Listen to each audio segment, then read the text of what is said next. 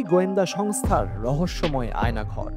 হ্যাঁ, ঠিকই শুনেছেন, বাংলাদেশের আয়নাঘরের মতো এবার সিরিয়াতেও পাওয়া গেল এক ভয়ঙ্কর আয়নাঘর।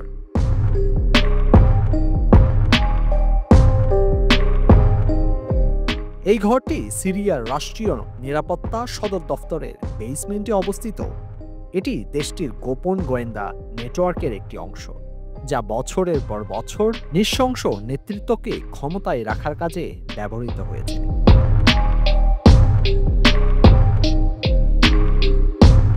সেখানে পুরু ইস্পাতের দরজাযুক্ত সারিবদ্ধ ছোট ছোট কক্ষ দেখা যায়, যেখানে বন্দীদের আটকে রাখা হতো।